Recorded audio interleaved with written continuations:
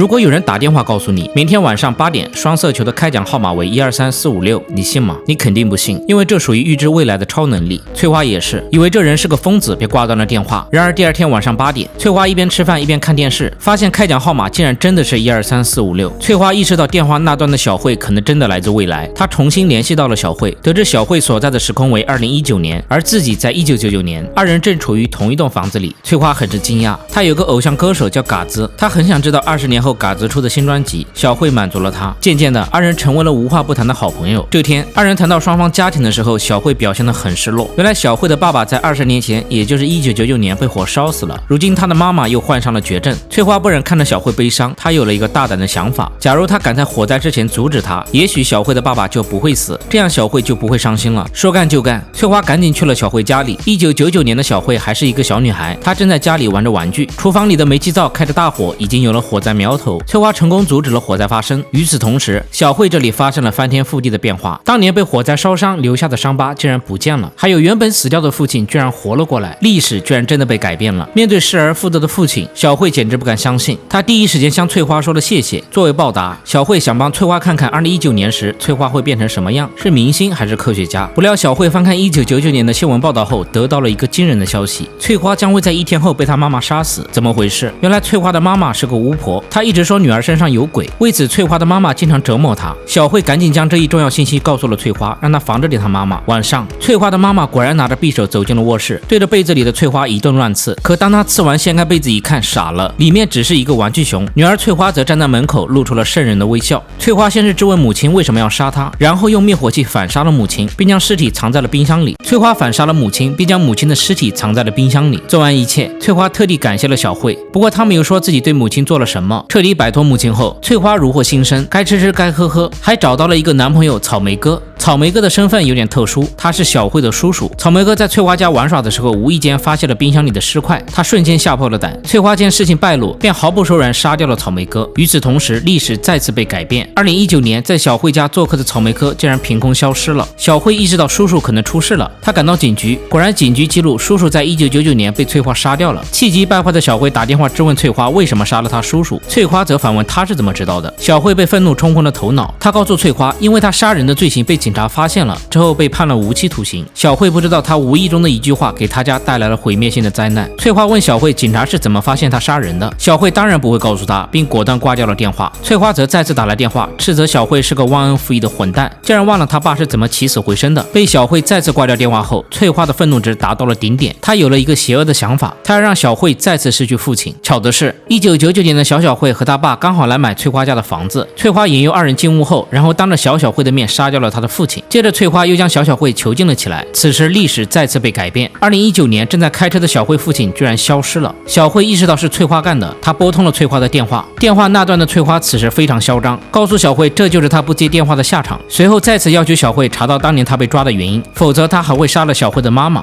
此时小慧非常后悔，她没想到自己竟然救了一个恶魔，但目前最重要的是阻止翠花伤害自己的母亲。小慧从网上查到翠花那里有个废品站将会在5点钟发生爆炸，她准备将翠花骗到那里，借机炸死她。小慧告诉翠花，她之所以被抓是因为她作案的凶器被一个捡废品的老头发现了。翠花毫无防备地来到了拾荒老头的住处，此时屋里的煤气桶已经在泄漏，距离爆炸还有3分钟。但不巧的是，翠花被外面的狗叫声吸引走了出去，侥幸躲过了爆炸。死里逃生的翠花很快意识到自己中计了，她要报复小慧。她一边和小慧打电话，一边将一壶滚烫的开水浇在了小慧的身上。与此同时，2019年的小慧身上出现了骇人的疤痕，无奈小慧只能将真正的地址告诉了翠花。翠花赶到了拾荒老头那里，先是杀掉了老头，然后将凶器毁掉。这时历史再次被改变，由于没了人证和物证，翠花没有被警察抓到，她一直活到了2019年。此刻2019年的老翠花正和小慧处在同一栋房子里。时间回到1999年，小慧的母亲去警局报警，说丈夫和女儿去翠花家拜访后就失踪了。于是警察和她一起来到了翠花家搜查，他们在翠花家的地板上发现了小慧的发卡，二人察觉到不对劲。而就在这时，翠花家的电话响了，是2019年的小慧打来的，母女俩居然开始了跨时空通对话。小慧想要告诉妈妈，让她赶紧离开翠花家，不料话音未落，小慧就被屋里的老翠花发现，打晕了过去。对话就这样中断了。此时妈妈还不知道危险即将来临，等反应过来，翠花已经成功偷袭，随行的警察倒在地上。小慧妈妈吓得不知所措，她赶紧下2楼逃去，并将翠花锁在了门外。时间再次回到2019年，小慧终于醒了，发现老翠花正坐在她面前，仇人见面分外眼红，二人扭打在一起，可惜力量悬殊，千钧一发之际，小慧抢过电话向2楼跑去，将老翠花锁在了门外。这时小慧再次和1999年的母亲通话，她让母亲振作起来，只要干掉门外的翠花，他们就都能活下来。2019年的老翠花也会消失。这时母亲看到床下有个灭火器，她准备偷袭翠花，可就在这时，门外响起了小慧的哭声。